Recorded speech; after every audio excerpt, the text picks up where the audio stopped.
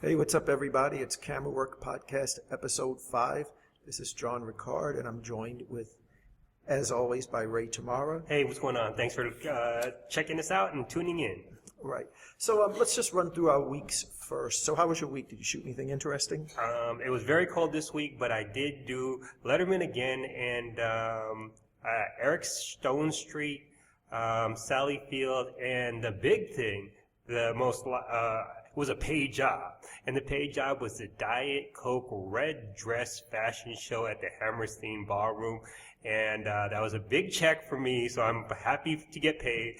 And That's also, there was a lot of celebs. There was Kris Jenner and her daughters Kylie and Kendall, Rosalind Sanchez, Gabby Douglas, some Olympic skateboarders, other people. I don't even know. All I do is taking their picture, taking pictures of Diet Coke signage everywhere. Right. So what do you shoot with that? That was a fashion show, you mean, or you were shooting like arrivals? No, it was a fashion show, but I was working for the producers of the event, or the producers of the party. So I was shooting Minka Kelly with the Diet Coke executives, Coca-Cola executives, and then I was shooting all the things they set up, which was the nail booth, the glitter station, Right. the bars, the buckets of Diet Coke at the makeup table. All the models and that were wearing the Diet Coke uniform, passing out the trays of food and the sample products, Right. etc. Right. And you actually drink a lot of Coke, so that's a good No, gig for you. It's no, perfect. not at all. I mean, well, what's funny is I used to drink a lot of Coke, and that was the food of the gods for me. But lately, and we're going to be talking about this later, I've cut out Coke. So because I want to do the work so I can be a better photographer and be more healthy. Right. Okay. Well, I shot BET. Actually did 5 shows this week. That's so a lot of shows. Yeah, it's a lot. And again, it was probably like 5,000 shots Cha-ching. there. Yeah, well, not as big a cha-ching as I'd like, but it's a cha-ching. But also the most interesting thing in the week for me, though, which you were here for, I did a Ustream broadcast with an artist named Noni. Mm-hmm. And it's, to me, really amazing, the technology. When you really think about it, like here I'm using a phone and I'm broadcasting potentially to the entire world a live photo shoot on Ustream, and it costs nothing. Yep. It's truly amazing, and there's something about the excitement of live that makes it more fun than YouTube, because I shoot a lot of my photo shoots, I'll videotape them for YouTube, but since you have to edit that, I never end up editing it. And I've got like stacks of shoots of like Hyper shoots and a diamond. I got 2 diamond shoots I've never put on YouTube. She's a recording artist, a rapper. But so a lot of times when you have to edit, you don't want to do it. But with Ustream, you're just like flying by the seat of your pants. You're doing it live. You're hoping you don't say something that you're going to regret, or that you don't just make a fool out of yourself. And the whole thing is exciting. And you actually did the camera work on that. You filmed it, while we showed all the different people there. And, I showed the makeup person, the hair person, and the stylist, and the artist, and myself. And I think it's a nice program for people to watch, because there's so many different pieces of information you can pick up from watching it. And then on the flip side, it's great media training for the photographer and for all the glam squad, because with today's reality television, you have to, that's a plus for you, is if you can convey yourself, if you can speak intelligently about what you do, how you do it, and be interesting. Right. And I know a lot of us, you and me, and a lot of us photographers, we didn't pick up a camera hoping one day we'd be on the other side of it. It was not my desire at all. I started doing YouTube videos really for 2 reasons. I've done a lot of instructional videos on YouTube. At one time, I had about 110 videos on YouTube, just all instructional content. And I've pulled a lot of them down over the years, but there's still a decent number up there. But for me, it was like 2 things. One was I would see so many bad instructionals. You see these videos and like they start off with graphics and music and there's this long introduction and you're like, man, just teach me the content I want to see. So I'd be frustrated by what I watched. So I wanted to make something that I thought would be better. So I would just get up there and go like, okay, today we're going to talk about photographic perspective. Boom, and just jump right into the topic. And then the second thing was I just sensed it was changing, that you did have to be comfortable on the other side of the camera. So I put myself on the other side of the camera, and I think if anyone was more reluctant than me to be in front of the camera, it's probably you, because you're not a guy going like, take a picture of me and put me on YouTube. But, you're here doing a podcast, which is fantastic. I mean, because you have to be, like what Ken said last week, you have to get out of your comfort zone. I mean, I'm not trying to call attention to myself. I'm not the A-type personality. I don't need people to know who I am and what I do. That's not important to me. But what I need to do is, if someone asks me a question, I have to be able to intelligently speak upon it and to really convey that I'm an interesting person. Like when we were talking about the game, and I was thinking about that more and more. The guy who wrote the game, these are all qualities that were inherent in him. But what he had to do was he had to do the work to bring that stuff out. Right. Let's back up a bit, because we're not going to assume they heard that podcast. Let me just back up a little bit. So we discussed a book called The Game, and the book was written by a guy named Neil Strauss, and it's about pickup artists and how they operate. And when you first read it, you get one impression, or when you hear about it, you get one impression. But as you really go deep into it, like you're saying, you sit, you think about it, you discuss it, you start seeing other levels. And right, like when you first read it, it kind of seems like what they're doing is that it's literally a game. It's like, all I have to do is walk up and say this opener, and then do this little trick to convey my higher value, and then give her a little diss, and and all these little steps, and then bang, she's attracted to me. But when you really look at what he's saying, which is what you're saying now, he was actually bettering himself as a human being. Because if you really read the book carefully, he says, so then I went out and I took dance lessons. Then I went out and I took an acting class to learn how to project my voice. And then I went and got my teeth whitened. And then I shaved my head so I wouldn't look like I was balding. I would look like I made the choice to be bald. I'm not trying to hide and cover up a bald spot. Like, he took a lot. He went to a fashion stylist to dress him, Right. So, right, it's a lot of work to better yourself as a better person, and that made him better with women. And it's the same thing as us as photographers, like you said. If you are drinking the right drinks and eating the right food, and you came from Tai Chi 10 minutes ago, right, you're a better person. And as you make yourself into a better person, you have a better money-making potential. Right. People will be drawn to you, and you have a better chance of being hired. So I fully agree with you on that topic. Yeah, I mean, just bettering yourself, because, I mean, if you better yourself, if you value yourself, then other people will value, so that when you're asking for that big money, and not small money, everybody can get small money, but if you're asking for the big money, then they're going to be like, he's worth it, she's worth it, I got to pay that if I want to be down with you. Right. Right, and that type of attitude is what you do need to be projecting. All right, let's shift gears for a minute, and we're going to come back to something a little bit like what we talked about in a minute. But I saw something interesting making the blogs and the internet, and it really, really irked me. So basically, it went like this: Beyonce performed at the Super Bowl, and a lot of photos got published from it. Apparently, there was one website that had, let's say, 5 or 6 pictures, I think it was, that Beyonce's publicist, who you and I have both worked with, but they had her name as Yvette on the blogs. They always blocked out the last name. And they showed an email that she had sent to the owner of the website saying, hey, look, you've got 5 or 6 pictures here that are less than flattering of Beyonce, and these are the file numbers, and could you please remove them? I'm sure you can find something more flattering.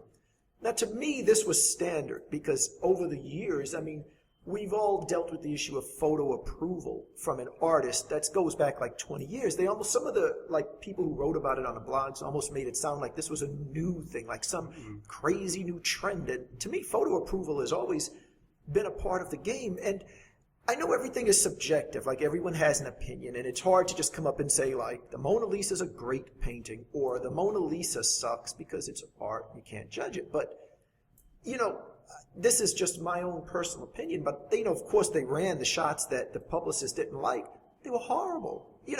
Beyonce looked like this big man. They were just awkward poses. Sometimes her legs were like open in ways that weren't flattering to a woman. Sometimes she just looked muscular. She almost looked like the wrestler Chyna in like 2 of the pictures. And for me, it was just shocking that there were blogs ridiculing the publicist for asking for these to be removed. I don't know. The thing that just drove me crazy. Did you happen to see the photos or read anything about it? I saw the photos. You pointed out to me, because I really don't pay attention to that stuff. But what I thought, I mean, the shots weren't flattering. And I would have still put them up there. If those were my shots and they were pulled down by my agent, by my agency, I would be mad, furious. Well, why is that? Let's back up a second. You said you would have posted the photos originally. Yep, I would have. Why would you have? So let's suppose you shot the Super Bowl and your edit was 75 pictures. Why would those have made the cut? Because it was an aggressive, it was just a funny face. I don't really care about, I don't have a relationship with Beyonce. She's not going to hire me for a photo shoot. What I want to do is capture the performance. And if she's making a mad face, if she's looking like the Hulk, then I think that's appropriate. Not those shots. There would have to be a shot of her looking like the Hulk and still looking hot in order for me to post it. Because that's you. I look at it like, this is how I look at it, that we're not journalists. Like, I'm not a journalist at all. I can Photoshop whatever I want to Photoshop. I don't have to follow a journalistic code of ethics, but I'm part of a game. I'm part of a system in the sense that we've all gotten together to make the artist look as best she can. This is just my opinion. The publicist, the record station, the label, just the whole thing, and we're like kind of all on the same team, and we are trying to take this regular girl, I think she's from Louisiana. No, and she's from Houston. Houston, right. Yeah, I knew someplace south. So she's from Houston, and we're trying to make her look like a superstar. We're like image makers, and it's a beautiful thing. It really is, but that's what we're trying to do. We're not trying to cut her down, because if that were the case, why would you need a pro? Because anybody can take a bad picture of an artist. The pro is the one that can look at that hulking figure and turn it into a beautiful photograph and still make her look sexy. See, I don't think that that's a bad picture of her, because she's performing. This is her performing. What is interesting is that I talked with another photographer, and they stipulated they have a protocol when you shoot Beyonce. According to her, she said that you're supposed to be able to shoot the first 30 seconds of a song, and then after that you're stopped, because they know that when she goes into it, there's shots that aren't flattering. Right. And that's what, when you are allowed to shoot, she's just posing. Right. Right, that early part of the set. So they're trying to minimize those shots. Right, which I think they have the right to do. And I think if that guy, and I don't know who shot it, I purposely didn't look up like who the photographer was, because I didn't want this conversation to be personal about that individual. I wanted this conversation to be broader. So I didn't do any research on him or her. I'm not sure who shot it. But to me, if that person had snuck in with a camera and was in the audience, you can run whatever you want to run. If you're considering yourself a journalist because you're working for like AP or even parts of Getty that are like the news part of Getty, then maybe you could say, I don't delete anything, I upload it all. Like the White House photographer, for example, by law, he cannot delete anything. Every out of focus picture, every light check, every bad photo, these are historical records, they cannot be deleted. So if you're somehow putting yourself in that category, fine. But if you are part of the entertainment business, to me, you're playing the game, and your job is to make these people look great, and you don't post bad photos of artists. That's how I feel on it. And I disagree, because I'm a paparazzi, and because in shots that are not flattering absolutely sell, then you are pretty much cutting off your revenue stream by taking that stance. And obviously, it's different for you, because you're looking for those people to give you a check. Right, now this is huge, because like you said, this particular publicist who wrote the letter, Yvette, you and I both know her very well. And yeah, absolutely, like if I post a bad photo of Beyonce, I'm not getting another call from Yvette. I'm not getting to shoot Beyonce or any other artist on her label. And if she has lunch with someone, hey, it might be another publicist she's having lunch with, and I'm X'd out of those. So yeah, if you're trying to play in that game, to me, you really better put some positive stuff up there. But if you're going to do it, like you said, kind of pap style and not go through with permission of the talent, and some of the fault's not yours, so to speak, in that, hey, you're creating the shot, but you're creating it because you know us is going to buy the unflattering shot, and Life and Style is going to buy the unflattering shot, and they share some of that blame of the bad shot being valuable. They share all the blame, frankly, because you're only shooting it because it's going to sell. See, and then the follow-up to that is that there was, in that same story, they said that Kanye West was Kanye West was wearing a skirt Yeah. at a fashion show.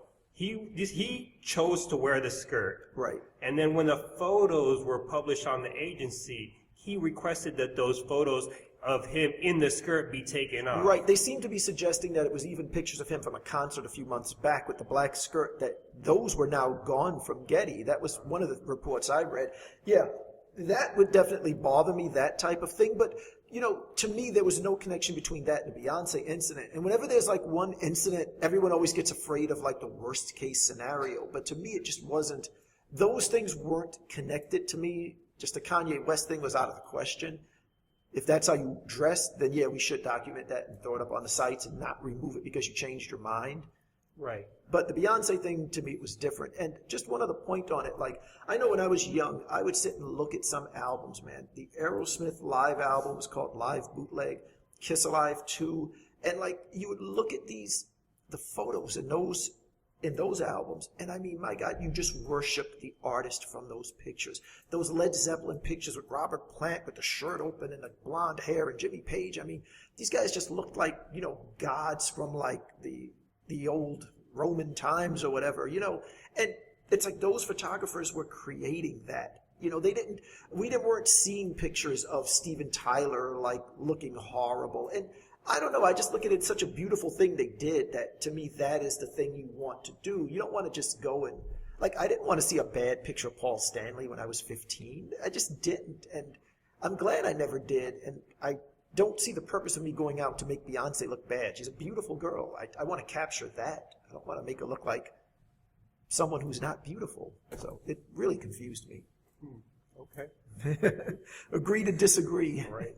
Right. So I wanted to talk a little bit also about vision, and something we've touched upon before. And I think it's an area that I did not understand until a few years ago, at least not understand it in the sense of being able to explain it. But I was always doing it. So I thought of a way that you could sort of explain vision that perhaps could be understood even in an audio podcast. So it's going to take a minute, though, but bear with me. So by vision, we kind of mean the photographer's outlook. What is the photographer trying to say with the camera? So I want you to imagine what I'm saying.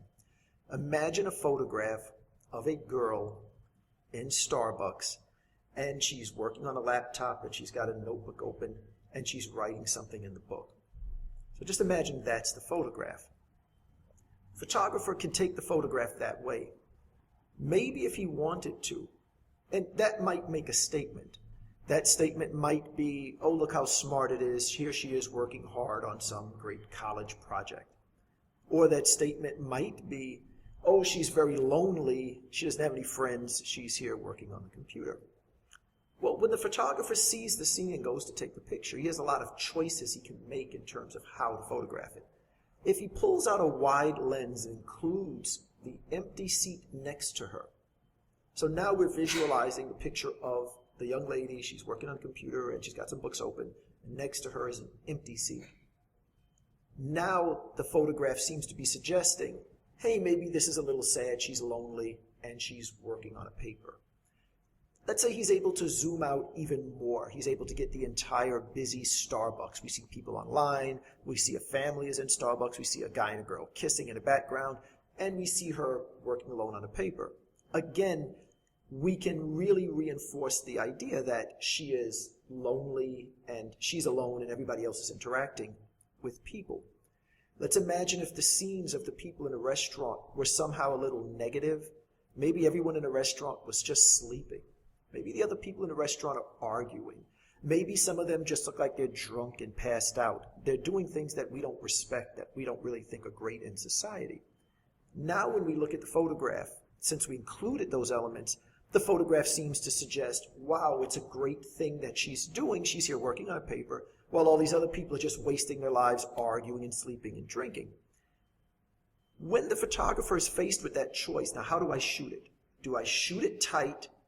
Do I shoot it and include the one empty seat? Or do I shoot it and include the room that gives a different message? That's where the photographer's vision comes into play. And he doesn't need to be conscious of it. It's just when he sees the scene and makes that decision and shoots it one of those three ways, and now the photo either communicates, hey, she's smart because she's working while everybody else wastes their time, or it communicates, hey, she's working and she's lonely and that's really sad. That's his vision coming through. And I think the more you can get in touch with how you see the world, the better your photography can become. But I think a lot of us photographers, we sort of think like, well, I don't like to interfere with the scene. I just document the scene and I just photograph it. And for a long time, I thought that was correct. And you and I, there's a piece I used to shoot where I would follow an artist for a day. This magazine would hire me to shoot the artist for the whole day. And one time I couldn't make it. It was it Daddy Yankee or Don Omar? It was Daddy Yankee, right. And you filled in for me. You shot it. And I kind of, spoke to you about kind of how to cover it so the magazine would be okay with someone else shooting it. And I'm telling you how to cover it so it looks a lot like I would have covered it and the magazine would be happy. And I guarantee the way I explained it to you at that time was like, hey, dude, don't interfere. Just fade into the background and just photograph whatever Daddy Yankee does and be in the cut and don't rearrange anything and just shoot it fly on the wall. And boom, it's a good piece. But I look at it now more that you do have to be making a statement. You should understand what are you trying to say about Daddy Yankee. And you should be making that conscious decision a little more consciously, like, am I going to include just the girl at the table? Am I going to include the girl and the empty chair next to her? Am I going to include the entire Starbucks in a frame? Because I want to communicate a different message by each way that I frame it. And when the photographer says, well, I'm just a fly on the wall, I just shoot it, it's actually a cop-out in my mind now, because you're not making that decision about which message you're trying to communicate. You're just kind of pushing the button and letting the story tell itself. And I don't think that's the job of a really good storyteller. The job of a good storyteller is to tell a story. And that's what we're doing with the camera. So to me, that's where the vision part comes in. Like, what is my vision of Beyonce? My vision of Beyonce is that she's beautiful and she's a great artist. And that's what I'm going to shoot. I can't shoot her looking ugly because it doesn't fit my vision of her. And I can't just randomly push the button and upload 100 shots to an agency. I have to edit to fit that vision of her being beautiful, because that's how I see it. Is that anything that you've consciously sat and thought about? Does it come into play when you're shooting? I mean, well, as far as vision, before we get past this, my vision of Beyonce is a beautiful woman, but she's a regular girl. So I don't have a problem with their shooting her in ways that aren't flattering, because she's not some superstar pedestal, and that's what I want to convey. That's why I never have a problem with her having an ugly face or looking like a he-woman, because that's how she looks. At that minute. At that minute. Right. Yeah, the camera doesn't lie. Right. And then as far as vision, when you say that, what's the right, well, I think that when I shot that piece, or when I shoot anything, I may not necessarily be cognizant of the vision. All I'm doing is just really understanding, or I'm looking at the back of the camera and I say, okay, this is what I want. I think this will look better. But there's not a conscious decision on my part that I want to make her look, the Starbucks girl, lonely, or I want it to be the full room. Right. Maybe that's in your estimation, right, that's a cop-out. To me, right, that's not a cop-out. I just want to take I guess my vision is whatever the client wants at the time. Right. Which is branding. Right. But then we get into that issue of what we've discussed in one of the previous podcasts about the personal work, because this is the point where your own personality is going to come into play. And it's a fascinating thing if you think about it, because, I always think that one of the ways to be a good photographer is to be an interesting person and photograph your life. Mm-hmm. Period. And, there's a jiu-jitsu instructor named Eddie Bravo. I'm a huge fan of his. You've met him. Super cool guy. Yeah. Okay. So he's not a photographer. If you said to him, what are you? He would say, I'm a jiu-jitsu instructor. He might say I'm a musician. That's it. He has a video on YouTube. He mentioned it on his podcast the other day. It's a video of George St. Pierre, who's one of the champions in the UFC, Right. showing Joe Rogan, who's the host of Fear Factor, another famous guy, how to do a particular type of sidekick. Video got a ton of views. Everybody loved the video. But if you think about what's happening there, like Eddie Bravo has created an interesting video by just filming his life. That's his life. His life is hanging out with a TV star and the world champion of the UFC. And whatever these two people do is probably going to be interesting. Certainly more interesting than my friend who's, a dental lab technician or whatever, or your friend who works at McDonald's, whatever. But because he's hanging out with interesting people, they're doing interesting things. And all he has to do is pick up the camera and film it, and that becomes a good video. So that idea of being an interesting person and just photographing what's going on around you, I think is crucial. And when you're getting to that personal work, so yeah, it's great what you're saying when you're working for a client. You know exactly what that client wants. You shoot a Coca-Cola job, we better see the word Coca-Cola in that frame somewhere. Somebody's going to have a problem. But when you want to show that added value, we talked about last week with the game. Remember we talked about the displaying higher value, the DHVing, they called it in this book when they were trying to pick up women. They were trying to make it clear to the women, like, look, there's all these dudes in the club, but I'm the only one that can really make you laugh with this card trick, or I'm the only one who can make you feel like I got into your psyche because I know this little psychological question game, these little mind tricks to stimulate your brain. And I think as photographers, we need to do that, display our higher value to say, look, there's 20 other photographers who can get that shot with Coca-Cola in there, but this is the thing that only I can do because I hang out with interesting people and I'm the only one who can get that shot of Joe Rogan and George St. Pierre doing this kick, or I'm the only one that sees the world in this particular way. And again, this is kind of like an evolving thing for me because I didn't always look at it that way. I really didn't. I looked at it like, I don't want to interfere with the moment. Let me just leave everything alone and just photograph it. And now I look at it more like there's nothing wrong with kind of constructing the story that you want to tell. Because again, I'm not a journalist.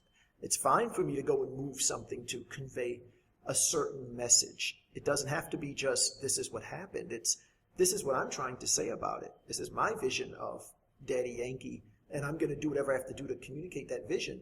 And I'll tell you one of the ways that I learned it, which is really interesting. So we have this Photo Plus Expo. I think that's what they call it. The name seems to change every 3 or 4 years, and I've been going since it had like 9 other names. I really can't remember what it's called. At the Javits Center? The yeah. big photo show at the Javits Center. That's what we call it. The big photo. We just go to the photo show. Everybody knows what that is in New York, at least. So, I've been to that thing since I was still teaching high school, like 15 years ago. I've gone like every year. So sometimes it gets a little stale going to the Nikon booth, whatever. So I'll go someplace that has nothing to do with me. So I was watching this wedding photographer, and this really changed a lot for me. He was saying that he takes these great wedding photos, and he showed these pictures of the father seeing the bride in, I want to say dressing room, but I don't know what you call it in the world of weddings, but in the green room in your world and my world. And the father would be crying looking at the daughter, and he had quite a few shots like that. And then somebody was like, well, how does that happen? Like, how do you get that shot with her crying? He says, if the door knocks and I open up the door and I let the father walk in, he's not going to cry. And there will be no shot. He says, but what I do is I will go out there and I will say to the father, okay, I just want you to prepare yourself because you're about to see your daughter for the first time tonight. And she looks beautiful. She just looks gorgeous. And she's about to take this beautiful step in her life, and I just want you to greet her, and I'm gonna just take some shots.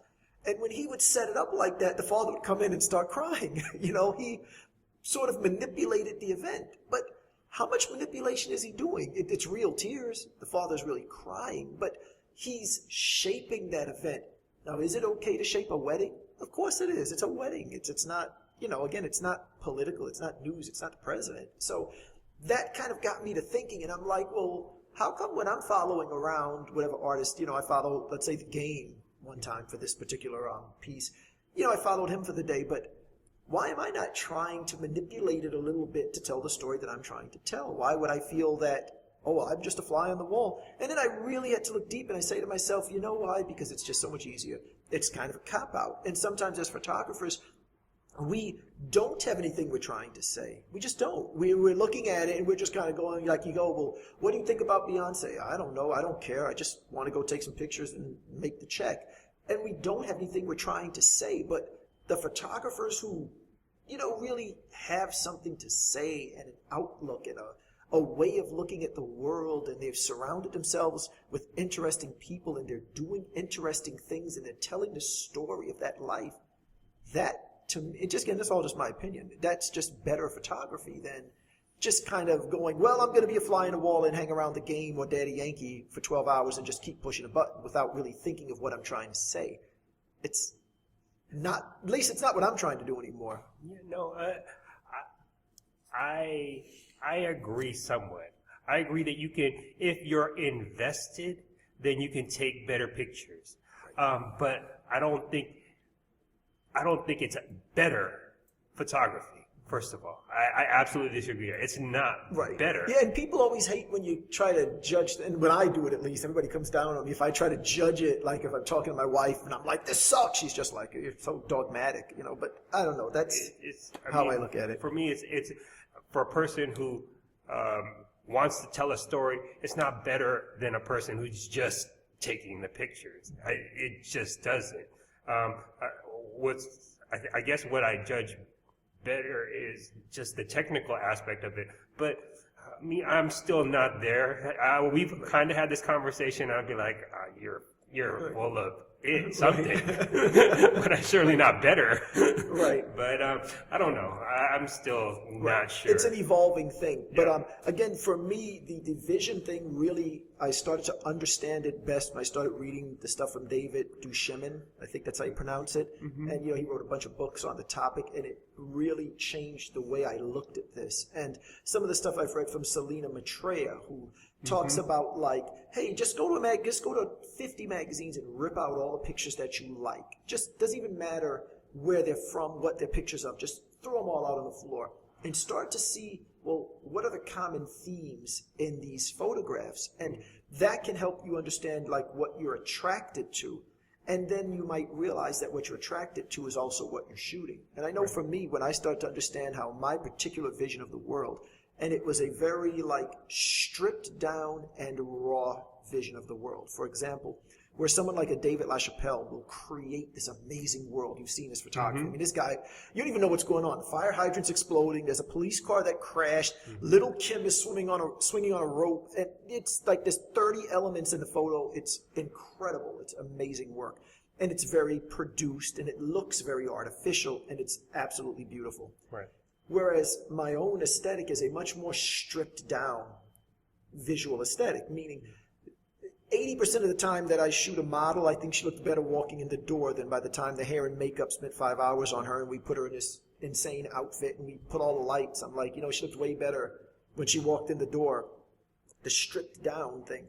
I started to see that in my photography, or this kind of like gritty and rawness. That's why I like shooting with the Leica, because the file is technically inferior to my Nikon, and the file is grainy and gritty, and very often, depending on what you're shooting at least, it can look fantastic. I shoot in the subways, it looks incredible. And when I realized that my tastes in music followed my tastes in photography, it was a huge eye-opener for me when I realized that if I listened to the Ramones doing Do You Remember Rock and Roll Radio, if you take that song, I can't listen to the version that came out with the organs and all the extra instrumentation that Phil Spector put on it, but there's a version on a re-release that's the demo that the band did with just the 4 band members. It's fantastic. I play it all the time. I like the stripped down. I always like the demo better than the real one because I like stripped down music, and I like movies that are a little more gritty and raw, that aren't as CGI'd like The Phantom Menace or something like that, that's so cartoon looking. So I realized that, the way I like to dress, the way I don't necessarily like to shave, and the music I like, and the movies I like, were all very similar to the types of photographs that I try to create. So it all just kind of came together very, very good for me. And I don't know if it's like that for everyone. I don't know if everyone's musical taste is reflected in their photography. For mine, it was, and it was a fascinating thing. But I do think the more we understand that as photographers, though, the better off we are. And the less blindly shooting that we do, I think, the more we get away from that, I think we end up doing something better. I mean, every time you start explaining this stuff, because like when you first started talking about vision, it's like, Right. I mean, I was like, oh, what? But I mean, I get it right here, but it's still not all the way there. But I respect what you're trying, or what you're doing. Right. And if that works for you, and if that makes you more passionate about your work, then it's absolutely right for you. Right.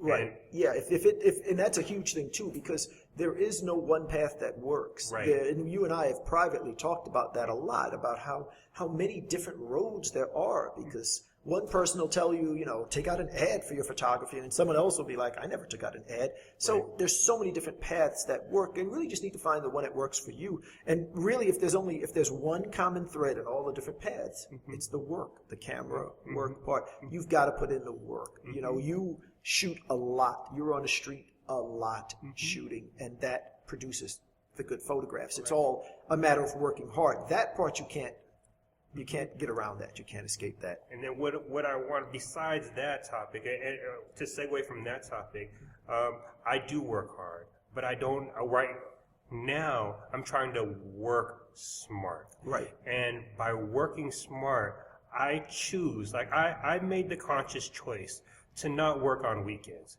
because I think that makes my photography better, because then I don't overextend myself. Right. And the other things that I do, and that's what I wanted to talk about, is that I'm starting to see myself, my body, and my well-being as just as important a factor as making sure that the 70 to 200 that I just picked up yesterday is operating at its best. It's operating. I just paid $500 to get that lens fixed. I have all these bodies. I'm supposed to pick up a D4 tomorrow from the same place you were at. Right.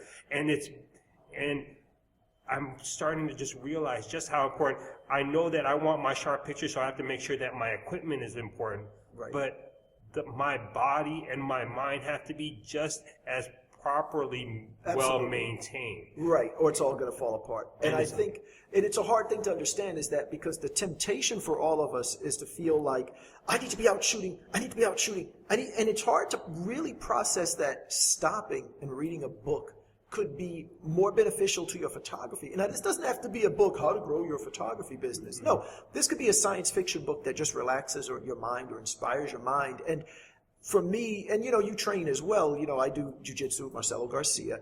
That training is important to my photography. It is. And it can be kind of hard to explain that to your wife, that you're taking what should be business time to go stop and try to strangle someone for an hour, but it is connected to the photography. And it's, like you said, you have to do the work, but you have to do the work on yourself too. And I think part of the goal, and this goes back to something I said very early in this particular episode, the idea of being an interesting person by hanging out with people that are doing things and doing things yourself. You like to hike, for example, just doing something interesting and being able to photograph that or have that in your life. But part of what we need to be doing is to work to make ourselves better. Right. And it's also something you can do when you make a decision, like sometimes when you make a decision, you have to think about, well, what is the mission that I'm on?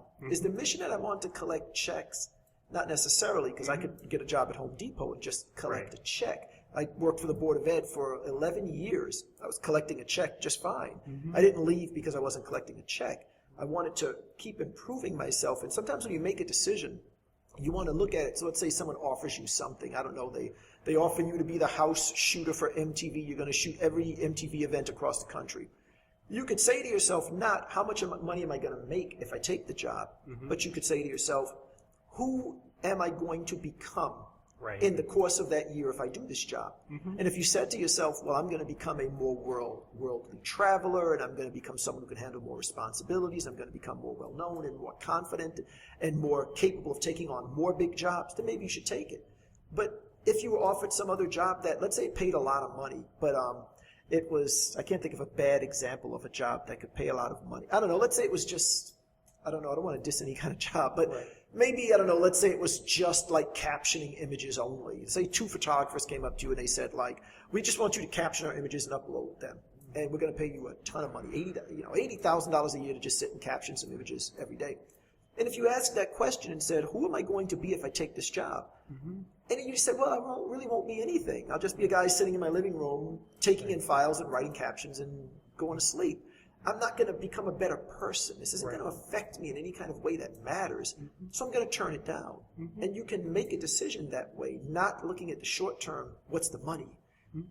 But who does this make me? So I know for me, who do I become when I'm doing jiu-jitsu twice a week or whatever? It certainly makes me a lot more confident. It makes me not afraid of people. And if I'm not afraid of you physically, then I'm probably not that afraid of you intellectually either, because I don't have any fear. I don't have any fear really of any person, because I know I can handle myself decently. So making yourself better. But again, the problem for us photographers is a lot of times we think like, I gotta work. But sometimes that work is reading a science fiction book, taking a jiu-jitsu class, or just maintaining your body, like you said. Yeah, I mean, we had this conversation about when I started to train in jiu-jitsu, and I absolutely love it. I get tapped out all the time. I get strangled all the time. But it's important to me. And what you told me was you are going to make less money because you've decided to train. Right. And that's absolutely true. And that's huge. Considering training. And I said, if you're going to make the commitment to train, you've got to go look in the mirror and say, I am going to make less money in 2012 than I made in 2011, because let's say you started in 2012, because I'm training. But at some point, you have to be thinking to yourself that it's just as valuable, though. Right. You're still better off. You got less in the bank, but you're a better person. And that is huge. Yep. And that's what I wanted to also connect, is that I decided in 2011 that I wasn't going to work on Saturday and Sunday. And I made less money because of it. But I used that Saturday and Sunday to go to museums, to take salsa classes, to just explore this beautiful city. We work in New York City. Right. And it's absolutely an incredible cultural mecca that I don't enjoy when I'm working on Saturday and Sunday. And that's important. When I walk into Soho on Saturday and Sunday, I feel guilty. I should be working. Right. That's a hard thing. But I also, look at these stores, and I get to eat. I'm eating at this restaurant, and I just enjoy the day, and that's just as important, because, like you said, it makes me a better person. I feel better, so that when I come back to work on Friday, from Monday to Friday, then I'm a better photographer because I feel better. Right, and those things are huge. So definitely urge people to do that. Okay, so we're going to wrap it there, I believe.